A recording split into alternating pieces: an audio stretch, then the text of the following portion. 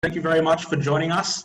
Apologies for the late start. We were just a little bit enthralled by the presidential debate going on the other side of the world. I have it on reliable data that we are probably the second most attended debate webinar going across the world at the moment. So thank you very much for joining us. We probably won't make reference to it, but if you want to drop some notes in the Q&A, perhaps we can ask either Michael or Kathleen's opinion of it later. A couple of things for housekeeping. If you have any questions or you'd like to add any comments, please use the Q&A box at the bottom, not the chat function. That will enable me to take notes and ask these questions around as possible. This webinar will be recorded, as we're keen to share this with you after the fact as well. And to help with that, if you're able to please keep your microphones muted during the discussion, unless we would like to bring you in which case we'll do that manually. So in the messaging for this, amongst all of our marketing, we're referring to the conversation that we're kind of all having at the moment, which is, what do you think is going to happen right now? I think this is probably how most of my conversations start with all of our meetings. You know, how is this going? What do you think is going to happen here? And it's all very open-ended. And I think that the interesting thing is that the conditions just keep continually changing, at every level with our government and the business decisions being made around us. So it was such a timely event to be putting on, and I just take this opportunity to be thanking Rostron, Carlyle, Rojas lawyers, and Michael Finch to be joining us, as well as Hall Chadwick and Kathleen, who'll be joining us momentarily. So Michael, from your opinion,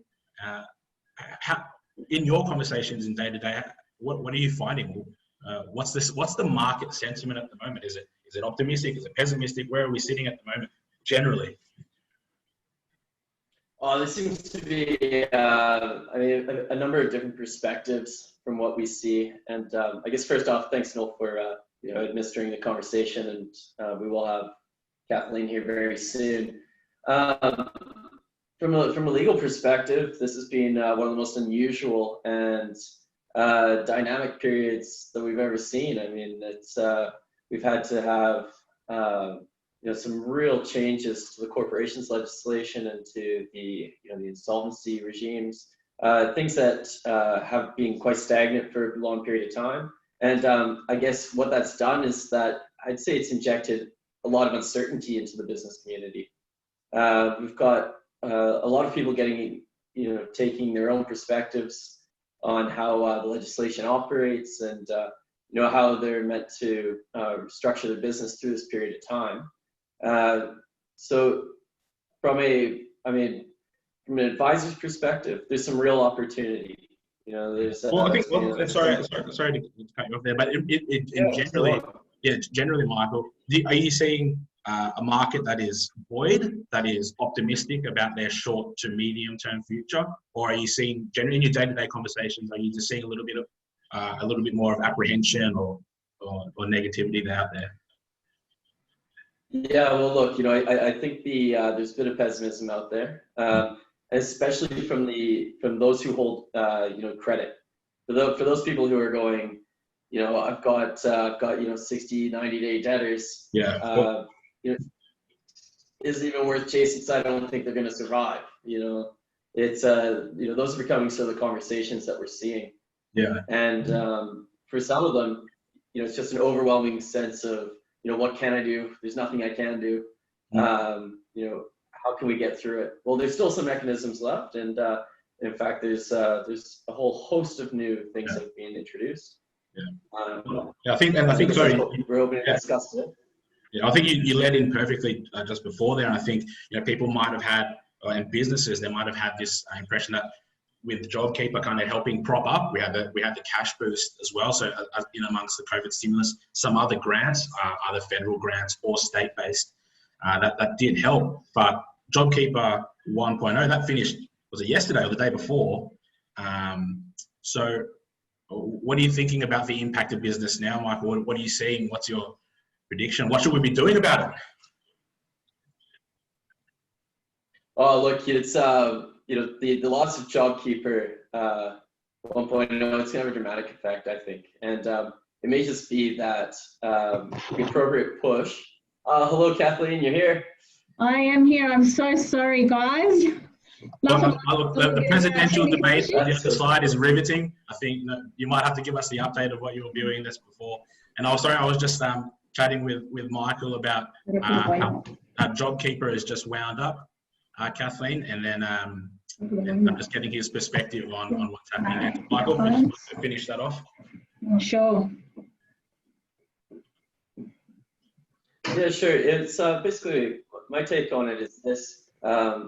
Ultimately, all these measures were put in place. We did some pretty dramatic things, from the federal cabinet that really pushed in some measures.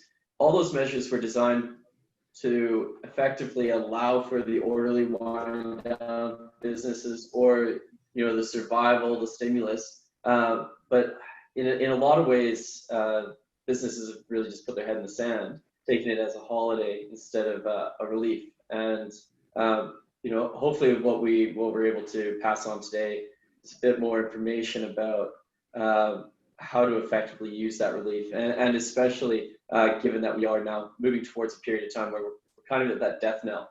It's time to start actively making these discussions. The relief period or the holiday period's over. Yeah. So I'll just take that moment to reintroduce Kathleen Vouris from Hall Chadwick. Thanks for joining us. I think with Kathleen, just quickly, what's your perspective in your conversations day to day? Are you seeing optimism, pessimism, apprehension? How would you describe it in a summary what you're experiencing out there? Oh, look, I definitely think there's apprehension. People are still unsure about where we're going to go, what's going to happen. People are coming back to the market, if I can say that, where certainly in certain states, Sydney and Brisbane and the like, they're getting back into what's going to be the new normal, or finding what that's going to be. So you're going to have a pickup on consumer confidence there. Melbourne, a completely different story entirely. Still in lockdown. Are they going to get out? When are they going to get out? And how a business is going to pick back up on the new normal, and what is that going to look like?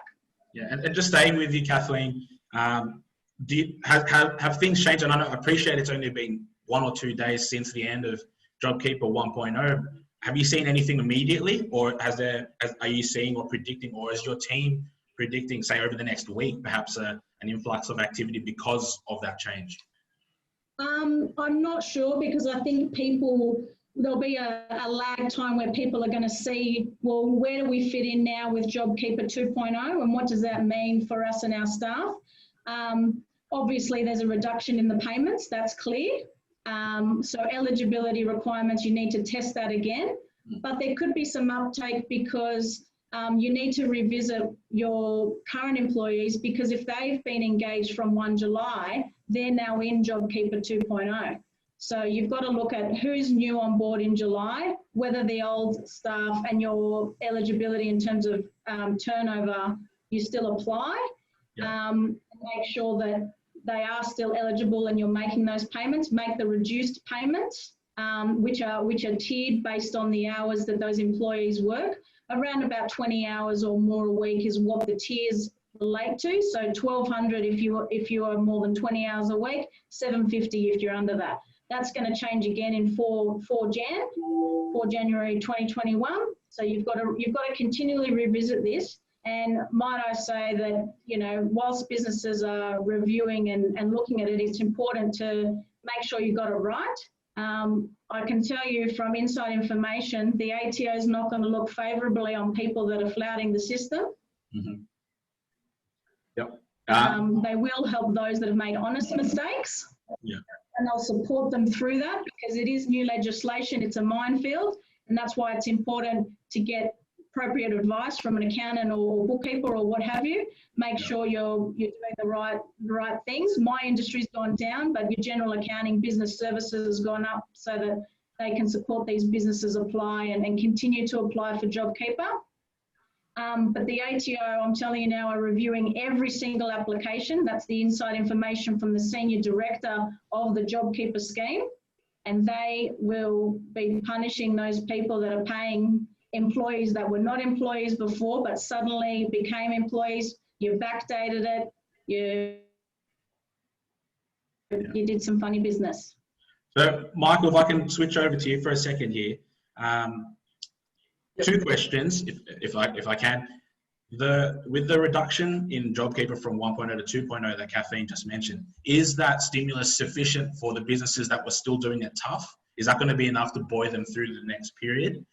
One, and two, with what Kathleen was also just saying then with potential ATO retrospective punishment and things like that, if you were one of these, if you were a business or if a client just admitted to you as an advisor that look, they may have been a little bit liberal, say with some of their submissions, what would the advice be for that? So if you could help us out with those two questions. All right. Well, I think addressing the first question, my opinion on that's fairly lay, but it's basically to say, as that stimulus winds down, we are seeing our clients' debtor books are getting larger, and so if they're not capable, if the people who they're relying on to pay their bills are not getting the extra additional monies to be able to pay their staff and do whatever, well, you're just talking about a bottlenecking of cash flow, really. And where does that ultimately end? Well, likely with unpaid invoices. You're right, because it's one thing to send an invoice, it's another thing to collect the money from that invoice, right? Yeah, I get what you're saying. Absolutely. And so then, pivoting over to the second question there about dealing with the ATO. Now is the time. It's the ATO. I was speaking with an advisor, the top four just last week, a senior partner of the National Tax Department there, and he was saying that he's been had great results in dealing with some corporations, getting in front of those debts and coming up with 5-10 year plans to be able to pay off tax liabilities, and ultimately that is a very good strategy. It's one of the things that you should be doing, so that you can take advantage of some of the insolvent trading safe harbors, things like that. Get yourself an independent tax assessment, get yourself in front of the ATO, keep the wolves at bay, and allow yourself to then access the legislative relief that is available to you if you are taking those steps. But you need to act now. So, and I don't want to spend a lot of time on this, but just to Kathleen's point before, if one of your clients or someone in the business community was to seek advice based on liberal submissions for JobKeeper 1 or 2 and they want to avoid, do you have some thoughts or advice on what should be done now to prevent any sort of future worse punishment? Well, if that's, I think ultimately the answer is, come clean and clean early. Both them now. Yeah. Because as Kathleen's saying, if they're going to investigate you, this is the type of, you're going to have to come up with some pretty slick answers to why you've been so unscrupulous with your documentation. And this isn't really the time to do that, because they are presenting themselves with open arms, from my understanding, if you actually will speak to them and deal with them. If you hide, if you lie, if you do the things that you shouldn't be doing, well, they're going to come in really hard. And that was echoed yesterday, even in the speech, from ScoMo and Freidenberg. They said, now, if you don't work with these teams now, as soon as they're gone, we're going right back to where you started before all of this happened, and we're going to cut you down. Yeah. So, Well, to kind of wrap up our JobKeeper segment, we've had a question from the floor that I think I'll throw to you, Kathleen. So companies that do not qualify for JobKeeper 2.0 but are still in a downturn, if a business like this was to approach you, what are some of the things that you would recommend doing as a couple first steps? Well, if they're not eligible for JobKeeper, then the first question is how are we going to tick over? What can we do? I always say that, you know, liquidation and that it's the last card in the deck. You know, that's not the option that's the last option that you're looking at. Okay, so I go back to your point, Nolan, and Michael's point that you seek advice early, because when you do that, more options are available to you, and that's true of anything. We've got to have a look at the business. Was it viable before COVID? Yeah. If it wasn't viable before COVID, how are we going to maintain whatever business is left to kick back on the other side? In any business, you've got to look at the costs. Okay, you've got to look at the costs and the processes and how you're making money. You went into business in the first place to make money. How do we do that? Yeah. Each business is going to be unique, so you've got to look at it from that perspective. So Kathleen, it's almost like stripping it back to business basics, right? Seeking advice from your counsel, and all the trusted advisors around you. But yeah, like you said, going back to basics, what does our break even look like? If we're in a loss making position, what does our balance sheet look like? Do we have the capital to be able to sustain us through this? And then I think if you're having those kind of more informed or more intelligent discussions around real data, I think you're going to be much better placed to be able to do something or anything about it, right?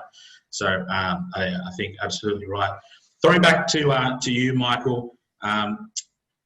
There's been a lot of recent legislative changes that have just been announced, say, in the last week. So again, this webinar was really timely.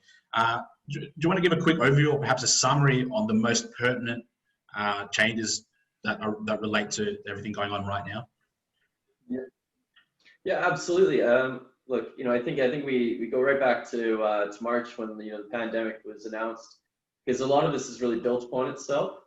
The major changes were the changes to the recovery availability, through statutory demands, for example.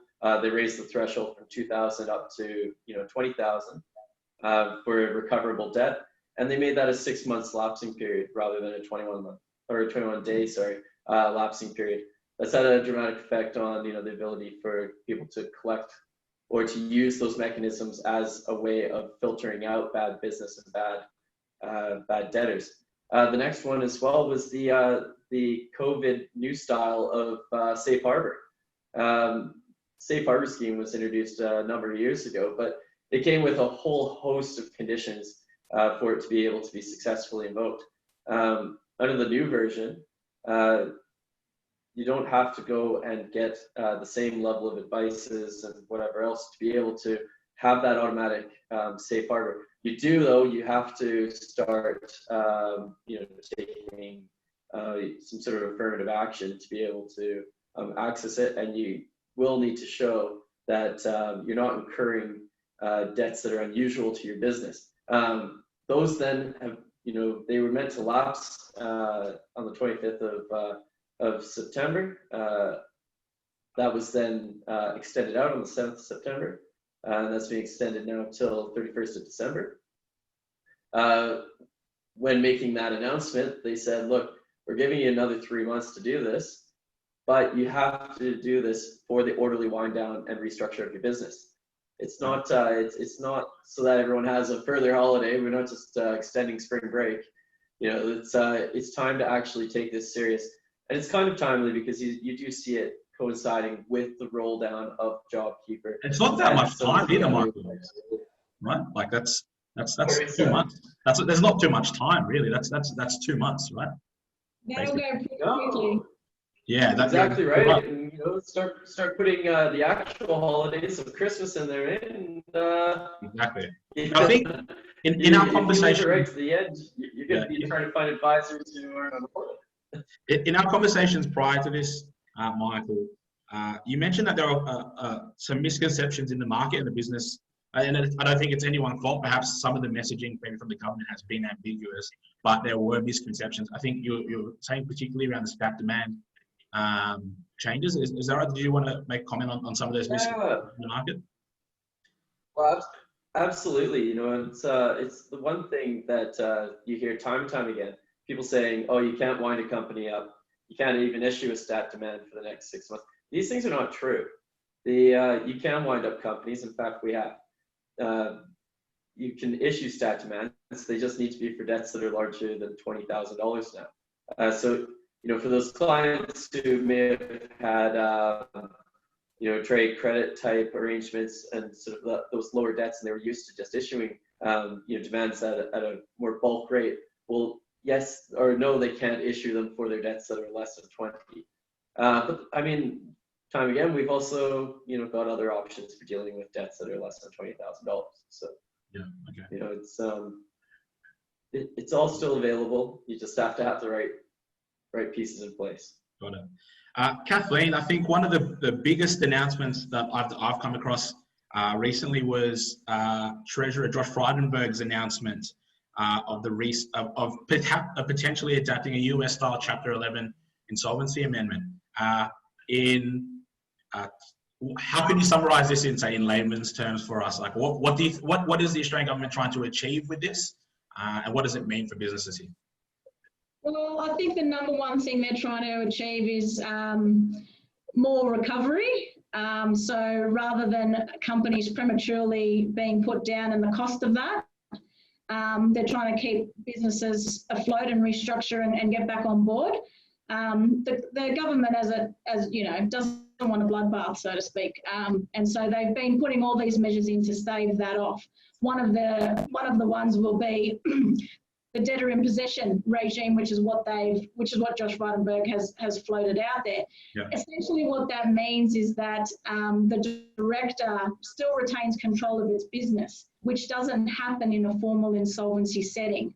Be it a voluntary administration or liquidation, the appointee takes control of their business and manages those affairs. So the director has control of the business, and that probably gives more comfort to the employees and potentially the creditors if they're still on site and they want to support the business and the director. The other thing is, it's supposed to be a shorter time frame and less costly. Okay, but they still need someone to hold their hand. And my question then becomes, and this is for the debate, is, well, how much does hand holding cost and what does it involve? And who's holding your hand, perhaps? Exactly. So Kathleen, there's been a question from the floor, and I don't mind whether Kathleen or Michael, you jump in here. One of the questions is that, do you think that the new small business restructuring, they've put in brackets, VA light, do you think it's going to be taken up wide scale by directors, or will it be underutilized? Like Safe Harbor was underutilized, do you think this will be underutilized? And then I think one more question from this as well is, how do you think this will affect the number of formal VA or liquidation appointments in the future? Well, I'll go first. Look, it's too early to tell, let me tell you that, because we don't know exactly what it involves. And I'll put a little jab into Michael. When lawyers get involved, it gets more complicated. We'd say this is a great first touch for the lawyer and an opportunity for us to, potentially put in to restructure the business before it meets the insolvency practitioner. I guess in terms of the legislation, when they start putting the pen to paper on this, they're going to come up with everything under the sun that's got to happen, right? Within what is really a VA timeline, 20 business days, that's what we're talking about.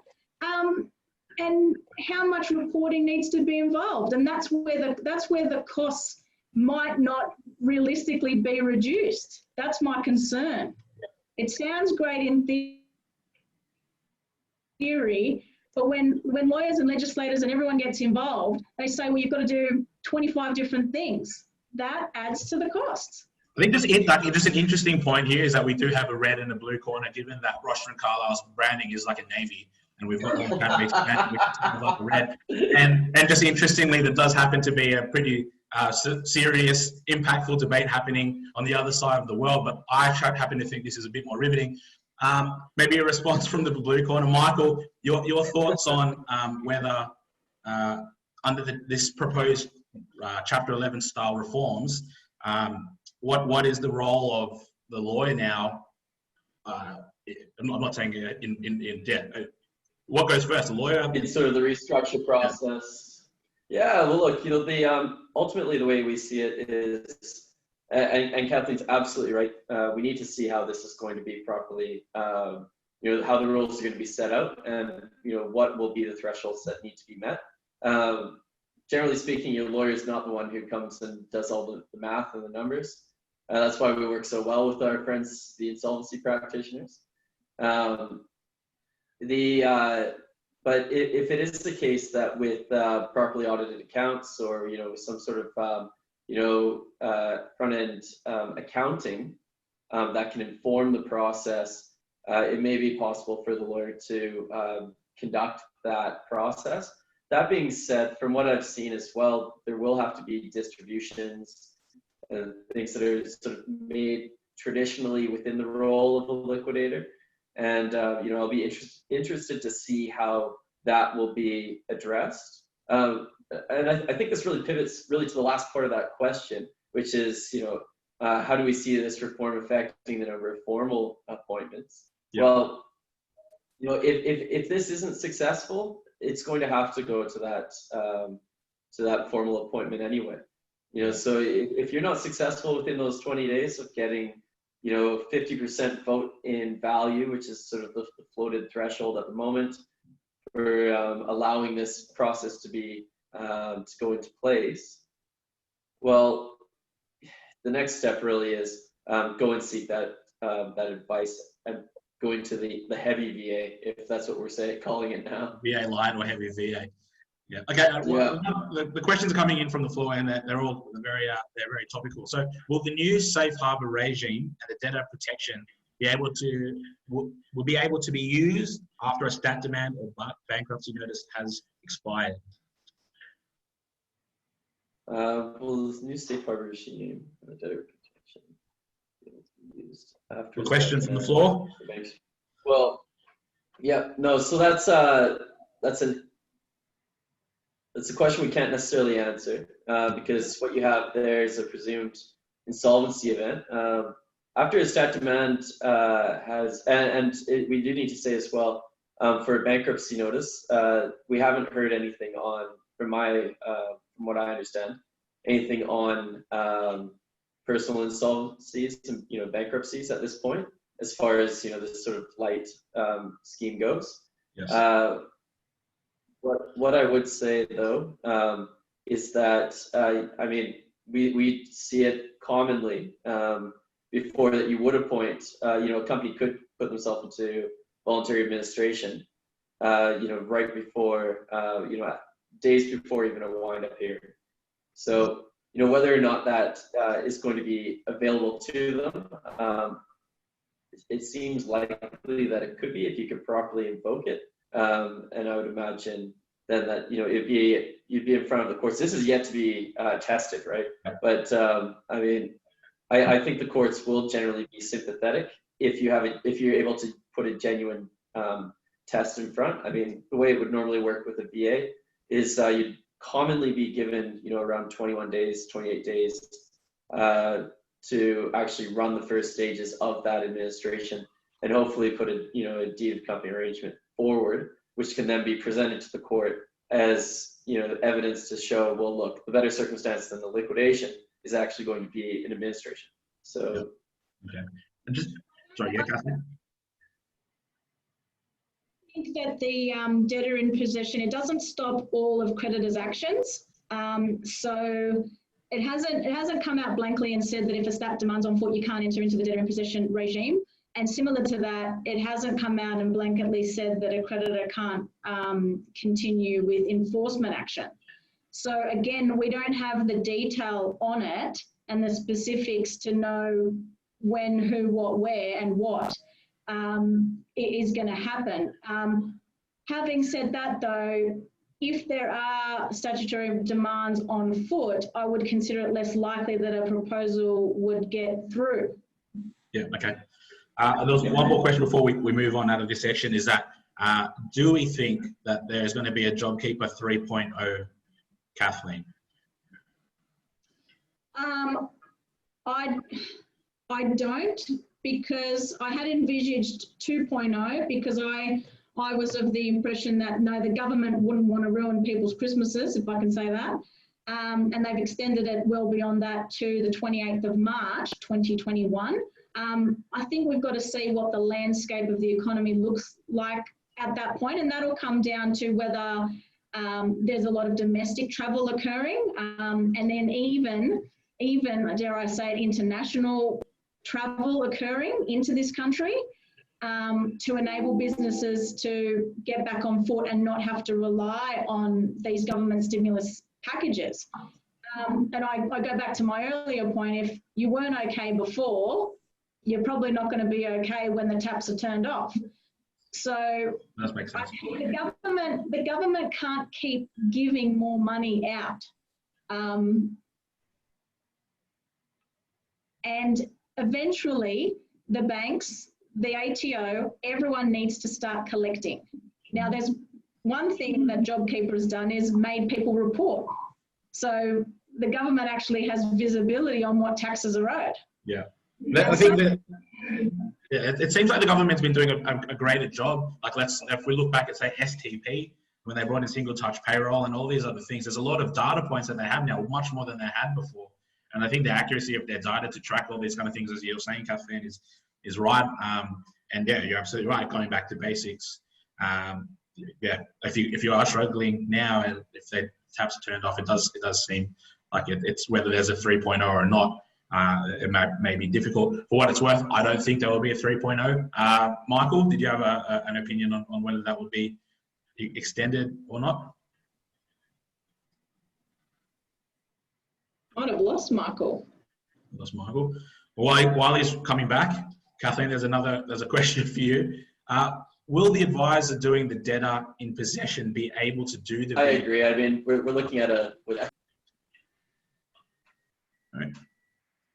Sorry, Kathleen, we'll stay with you. Will the advisor doing the debtor in possession be able to do the VA and or liquidation? After the debtor in possession? Yeah. Again, look, they haven't said no. Okay. But what they've intimated is that because it is a company that's so small, they're suggesting that it would be fast. It would go through a fast track liquidation, so it's not big enough to handle the costs of the voluntary administration regime. That's what the debtor in possession program is about. It's about smaller businesses that really couldn't afford a voluntary administration to begin with. So you probably are looking more towards go straight into liquidation, and then there could be a sale of the business in that liquidation before or during. Yeah. Okay.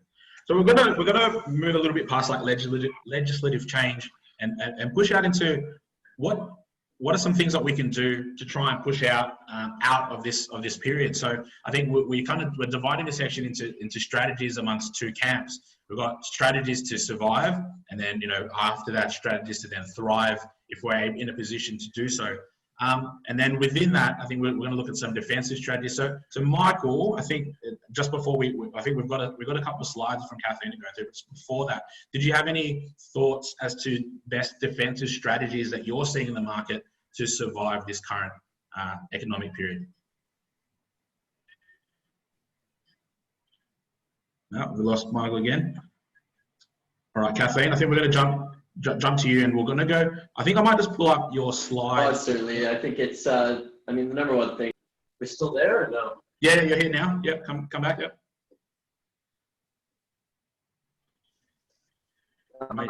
Back. Okay, sorry about that. Sorry. Just for now, Michael, while you're kind of comes back. Don't shy away from availability too. Yeah, Kathleen, we'll move to you. Look, so let's share screen. So, what Tiffany at RCR, can you just enable my ability to share screen? And whilst that's happening, Kathleen, just give us a premise to defensive strategies on warning signs. What I've got there is I've got which will come up shortly. I've got what are the top 5 warning signs. Now, one in itself is not going to be, probably alarm bells. You can dip in and out, but if you've got 2 or more there, then it is a cause for serious concern, and you need to start looking at you know, what you can do to get these things back in line or not occurring. The top one there is non-payment of tax liabilities. Now, that's the first thing that's going to go. It's used as a cash flow tool because the ATO is not a supplier. They're not knocking at your door. You're going to use that money to pay wages and critical supplies to get you through. The issue with that is that the longer you leave those tax liabilities, you're going to have penalties and interest accrued on those debts. And at some point in time, as I said, the ATO is going to come and collect their money. We saw the introduction of the GST lockdown as part of the broader lockdown in 1 April this year. So directors are personally liable now for GST that's not remitted or lodged on time. So you're really opening up the director to a lot of personal exposure, which is not the idea of having a company in the first place. It's, you know, its idea is supposed to be limited liability. So you've really got to manage your tax liabilities, and there's arguments to say put that money aside, but invariably you use that money as a cash flow tool to keep you ticking along. But you should be making enough money to pay those liabilities, otherwise there's a problem. And that goes down to point number 2, if you've got continuing losses. As I said earlier, you're in business to make money. If you're not making money, there's a problem there that needs to be addressed. And you've got to go back to basics, look at your processes and look at your costs. If no one's willing to lend you money, no access to credit, there's a problem in itself. Creditors are, you know, we've got to go through these quickly, but creditors, you know, putting you on cash on delivery, you know, that's squeezing you. If your creditors are out 30 to 60 days, there's a problem. And receiving demands, you know, you're not paying your debts as and when they fall due. You're starting to really pinpoint a lot of insolvency signs. Yep. And Kathleen, I don't know if this is a silly question, but you know, you've got 5 points there. At what point, like, you know, do you say to your clients, oh look, if you satisfy 3 of the 5 points, that's when you should be having a chat, or do you have a chat at say point 1, or what are you thinking here? I would say at least 2 or more. And look, I'll tell you what, if it's number 1 and that tax liability is 6 figures, there's a problem. There is a problem, depending on what your turnover is. Yeah. And how far back we're going with that historical tax debt. But I would say at least 2 or more, you need to start having a look at the business and seek appropriate advice. Yeah, right. Michael, I think it looks like you're back now and buffering nicely. Your thoughts to these warning signs, or any other warning signs that you can add to this? No, I agree with Kathleen entirely on this. 2 or more, and I mean, you start falling into, you know, there's a legislative response to, you know, what is being insolvent, you know, and that's, you know, not being able to pay your debts, you know, if and when they fall due. But the other thing is we've also got the common law tests, and those common law tests, you know, there's a whole list of different things that we can look at.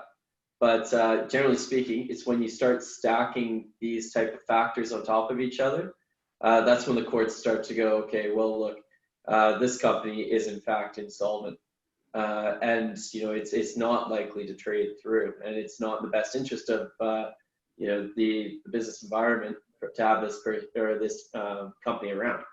So for me, I mean, if you're receiving demands, you need to address them immediately. But you know, you also need to be speaking to your accounting advisor, because if you just start paying off, you know, who's the most, you know, who's the debtor that's knocking at your door today, versus, you know, what are your other liabilities, you know, you might be in the dangerous realm of, you know, basically trading insolvent. Yeah, I think that definitely is. That sounds like it. Kathleen, there's another slide here that we'll push onto for you if you want to be able to walk through. So let's say you have identified that you're kind of sliding towards one. What should we be doing about it, Kathleen? Yeah, look, and I'm going to sound like a broken record here for point number 1, but you've got to look at the business itself, and there should be, there's probably a bit of fat there in terms of costs that you can, immediately reduce or get a better price on. There's a lot of benchmarking out there in terms of your industry and the size of your company to make sure that your costs are in line with your competitors, because that's an advantage to your competitors if you're paying more for something and they're getting an advantage on that. The other thing is in the business is two very important things are systems and people, and those two things need to be aligned. So if you've got good systems and poor people, you got serious inefficiencies there. If you've got good people and poor systems, then you've got lack of motivation. They don't have the support, they don't have the buy-in, and you're going to have cost overruns. Yeah, and so a point that something that I like to say when I come across any sort of matter or issue in our business is I try and break down an issue into these two questions. Was it a failure of process or a failure to follow process? Which kind of goes to what you were saying. Was it either a person type issue or a process type issue? And Jen, I don't think I've come across any situation where it couldn't be boiled down to either one of those, whether you have a broken process which led to an issue or a failure to follow process. So you're exactly right there. I'm just going to stop the share here and come back to the conversation. We've had a question on the floor from Peter, and he wanted perspective outside of legal or accounting. So I think I might just take this one, if you don't mind, Michael and Kathleen. So it said, like, from a marketing perspective, like, what can businesses do? So look, my role at my accounts, I'm not an accounting background. I have a background in psychology, and I'm responsible for our top line mostly, as opposed to as well as the overall P&L and balance sheet. What I'm finding, Peter, is I'm finding it a little bit slower in my pipeline to close. So filling the pipeline, I'm finding okay, at a similar pace to before.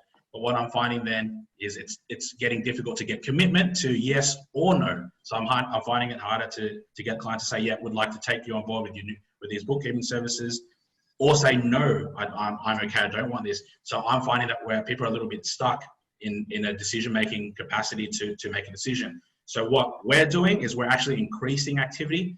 So if I'm getting a bulge, if I'm getting a slowdown in lead conversion time, then I would like to increase activity and increase the numbers going through the pipeline to try and balance out how the number of closing. So if I had the same amount of input and it slowed, then I'm obviously going to have less sales. But if I increase the input through the pipe, despite it being slow, my theory is that would so my advice there is that if you're in a position to be able to push harder, budget allowing to try and increase activity, obviously see what works, like, for your business, as to whether that marketing activity is, digital, going through networks or anything like that. But I can tell you, we've increased our digital marketing spend with Google AdWords and things like that. We've changed some of our marketing key terms. So we might not be able to get as much ongoing bookkeeping work, but we might be able to pick up project work where we're catching up people's accounting data because they need finance and things like that, and you can't get finance without up-to-date accounts. So we've looked at those strategies to increase and continue to push activity. That's the only kind of perspective I can give from what we're doing. I'm seeing similar things where businesses, if they're in a position to continue to push forward, that they are trying to increase activity, not decrease, given the downturn. And I think generally it's a good thing for businesses, if you're able to continue your marketing spend, and even increase it in these times. Again, if you're able to, making sure that everything else in your P&L and balance sheet is looking correct. So hopefully, Peter, that helped answer some of that. Yeah, Michael. Well, even to add to that just a bit, Nolan, I think Kathleen would probably agree with this. One of the first things that in an administration circumstance, when we are looking at how do we run this business as a going concern, it's often a peel back from the brick and mortar and see if we can put this stuff into a more online and virtual marketplace, things like that.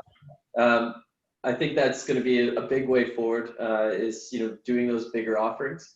Another change that was announced even yesterday, with, the Prime Minister today, saying that, we've seen an increase in our ability to work online, something that we would have expected to have seen over something like 3 or 4 years in 6 weeks. Along with that, the government's reacted to that, and we're now going to have a big push to online invoicing, being able to administer and witness documents through online approaches. These are the things that were announced yesterday. They haven't been set in stone yet, but we can expect to see these types of things, which should be able to cut down on the costs of printing and whatever else. It's so I think we all have to keep in mind, and I mean we're all in the business. We all have to now work towards that real shift towards an online culture. So if your business has that opportunity, it's time to start thinking about it. Great points. I definitely agree with those points. And I think Kathleen was touched on that as well before about the ATO and myself with the increased in data. That's kind of all aligning to more an online move. Question from the floor, Kathleen. I think I'll throw this to you. Are the insolvency protection rules the same for private and public companies in Australia now under the current pandemic? That's a good question. I believe they are, because there hasn't been any separation there. There are, I guess, different reporting rules for public companies, and if they have an insolvency event, their listing is as at risk. But I'm not aware that there is an issue there. Yeah, that's my understanding as well. Okay. Yeah. And then and there's another point here from the floor to clarify. To clarify, are you saying the ATO will work with your company to consolidate current ATO debt and create a payment plan over the next 5 to 10 years? Will the ATO work with you to create that, or is that something you need to work with, say, with advisors? Or that's you got to get in front of the ATO, acknowledge your debt, and I mean 5 to 10 years. That's obviously every case is circumstantial. It's gonna, what does your business do? What's your turnover? What is your capacity? The number one thing that the ATO will want to know is if you're going to lock yourself into a plan with them, that you're not going to default on it. They want a realistic plan, one that you're capable of meeting. And if you start defaulting on it, well then, it's kind of a once bitten, twice shy. So, this is your opportunity now, but come to them with a plan that is well thought out. That's what I've been advised through my discussions with, the people who are dealing directly with those. But in addition to that, sorry, Noel, can I just say, it's not just about maintaining that repayment plan. You've also got to be seen to be paying the new debts as they incur at the time as well. Otherwise, you're playing catch up, but then you're having more debts on the other side. So it's kind of a double whammy, if you like. You've got to fix the old plus maintain the new. Yeah, sure. We're going to slide. It's now 12:53, so we're just going to start transitioning towards close. And I think if I can get a quick kind of summary from both you, Michael and Kathleen, with an eye to the future, can you summarize and say 1 to 3 dot points? What should we be doing to survive and thrive through this? Given you nodded more vigorously, Michael, I'm going to start with you. What do you think? Help us wrap up. Yeah, well, look, what we're seeing right now is really exceptional changes to the legislation. It's the fact that it has become more difficult for creditors to be able to chase after debts means that they should still be putting the pressure on to their debtors. Telling people, look, you've only got so long to start working with us. You've still got the opportunity to go through the courts, get your judgments, and for most jurisdictions and for in most cases, those judgments will be good for the next 12 years. not in every circumstance, but yes, for the most part, there are other ways to enforce as well. So the thing is that we haven't lost all our teeth throughout this. That all still is available. Yes, you can issue stat demands. It is still available. And in fact, I would advise every time to do it as soon as you think that it is a viable option. Make sure you do it now, because you don't know what the change in the law is going to be in the next 3-6 months. So if you're sitting around waiting for everything to go back to normal, that's sort of a foolhardy approach, in my opinion. Work with the legislation we've got at the moment.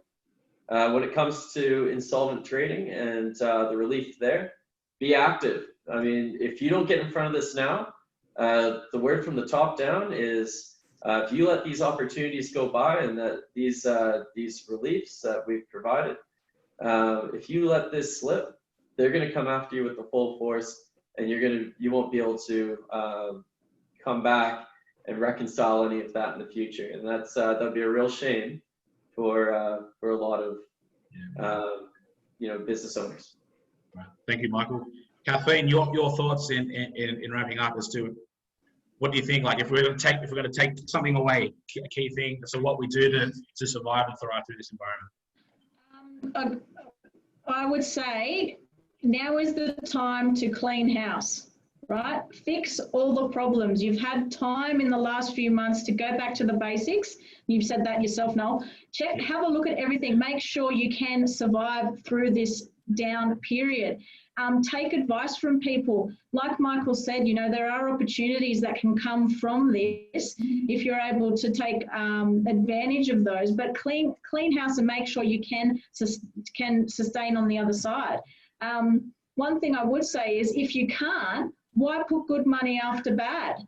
Get out now, because this is probably the best defense to trading whilst insolvent, number one, but number two, going into liquidation with your creditors. Creditors are going to be sympathetic. They're not going to be sympathetic in 6 months' time, like Michael said, because you've continued to incur credit and you knew you weren't going to come out the other side. There will be no sympathy left for you. So don't kick the can down the road. Get out now and move on, or restructure, clean it, as I said, clean house, and build upon that. Yeah, great.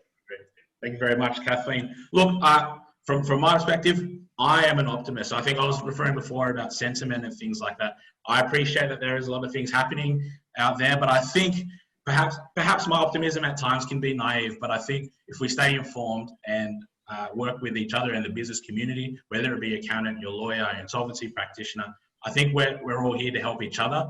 I think through this time, I've seen really good, heartwarming ways of community engagement and things that are keeping in touch. And I think putting together webinars like this. So again, thanking Rostron, Carlyle, Rojas, lawyers, and Hall Chadwick for getting involved and giving you time to share some of this information. I think we just keep informed with each other and push forward. I think we can make it through. If things are difficult, that's okay. We're here for you, and we'd like to help however we can. So in terms of takeaways, we have recorded this session, as I mentioned at the beginning. We'll be releasing either the full version or a slightly edited version in the coming days. And I think that, so Stuart, I've noticed that you've dropped in a question, but I think in the interest of time, we'll wrap up. We will push this question to Michael and Kathleen afterwards, and we'll get a response to you afterwards, like offline. So thank you very much for joining us. I really appreciate the time that you've taken out to do so.